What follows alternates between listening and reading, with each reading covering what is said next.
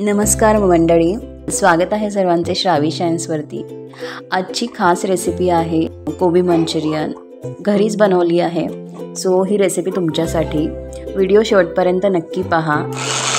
आपण कोबी मंचुरियनमध्ये कोबीसोबत आपण खूप सारे व्हेजिटेबल्स ॲड करू शकतो। आपल्या घरी काय काय अवेलेबल आहे, माझ्याकडे कॅरोट होतं, सो थोडंसं ओनियन आणि कॅरोट त्याच्यामध्ये मी ॲड केलं आहे। आणि हा पिजनचा चॉपर आहे, सो याच्यामध्ये खूप छान बारीक बारीक बारीक चॉप होतात व्हेजिटेबल्स आणि खूप इझी वेनी होतात, तुम्ही बघितलं आता।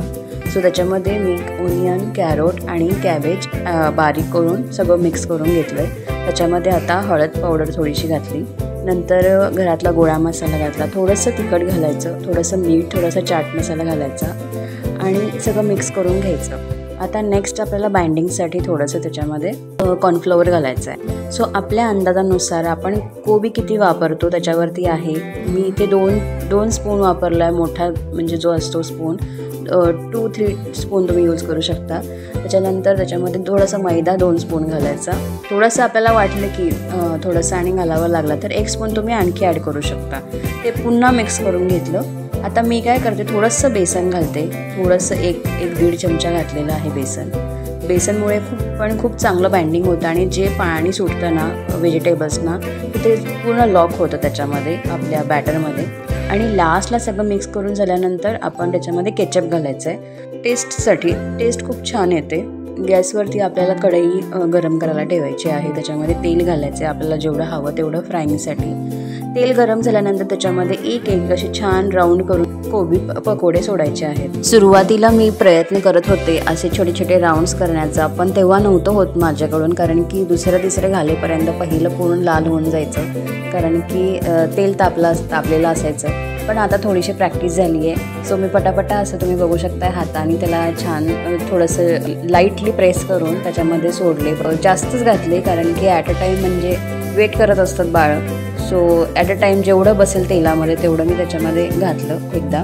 आणि घातल्यानंतर थोडंसं मीडियम फ्लेम करायचं, एकदम लो टू मीडियम फ्लेम करायचं, म्हणजे तेलाचं टेम्परेचर कमी झालेलं असतं, कारण की सगळे बॅटर घातल्यानंतर। सो आपण ते मेंटेन पुन्हा हाय करण्यासाठी थोडंसं वाढवायचं, मीडियम ठेवायचं, त्याला पटकन नाही हलवायचं। आपण फ्राय करताना 2 मिनटं असंच ठेवून द्यायचं आणि थोडं तुम्हाला जाणवेल की भाजलेलं दिसतंय, रेड कलर ब्राऊन कलर दिसतो, सो त्याला हळूहळू लाईटली त्या बाजूबाजूनी थोडंसं फिरवायला प्रयत्न करायचं, कारण की ते खूप आतून मऊच असतात आणि ऊपर जरासं कोटिंग धरलेलं असतं, त्याच्यामुळे त्याला पटकन असं पलटी नाही मारायचं।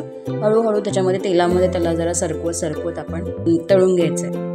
ही छोटीशी बघा ही वेट करते आहे की कधी कोबी मंचुरियन होणार, आणि त्या मध्ये येऊन मला विचारत होती की अम्मा झालं का म्हणून। सो इथं चालू होतं माझं फ्राय करणं आणि तिचं मध्ये मला डिस्टर्ब करणं पण चालू होतं। त्याच्यामध्ये हे आमचं फर्स्ट जे आहे ते रेडी झालेलं आहे, तुम्ही कलर बघू शकताय, सुपर कलर आलेला आहे कोबी मंचुरियनचा आणि दिसायलाही देखणं झालेलं आहे। सो आमचे गरमागरम कोबी मंचुरियन रेडी झालेत। आपण याला कोबी पकोडे सुद्धा म्हणू शकतो, कारण की मी नंतर त्याला सगळे सॉसेस घालून त्याला आपण जसं प्रॉपर स्पायसी बनवतात कोबी मंचुरियन तसं नाही ठेवणार आहे। हे असंच ड्राय, म्हणजे मुलांना खायला इंटरेस्ट येतो हातामध्ये धरून, सो मी असंच ठेवलेलं आहे। आणि हा इव्हिनिंग स्नॅक्ससाठी हा बेस्ट ऑप्शन आहे, कारण की आपण कॅबेज यूज करतो, कॅरट वगैरे जर आपल्याला व्हेजिटेबल्स घालायचे असते, सो हा हेल्दी ऑप्शन आहे लहान मुलांसाठी, सगळ्यांसाठी घरांमध्ये। आणि श्रावीला विचारलं आता हॅपी झालीस का, तर ती म्हणती आहे मी आता हॅपी झालेली आहे, आणि तिला दिलं हातामध्ये फोटो काढायला।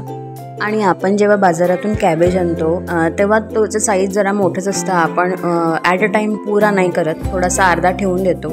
सो मी असं करते की अर्धं भाजी करून ठेवायची आणि अर्धं हे असं कोबी मंचुरियनसाठी वापरायचं। तुम्हाला व्हिडिओ कसा वाटला नक्की कमेंट करून सांगा आणि ही रेसिपी नक्की ट्राय करा।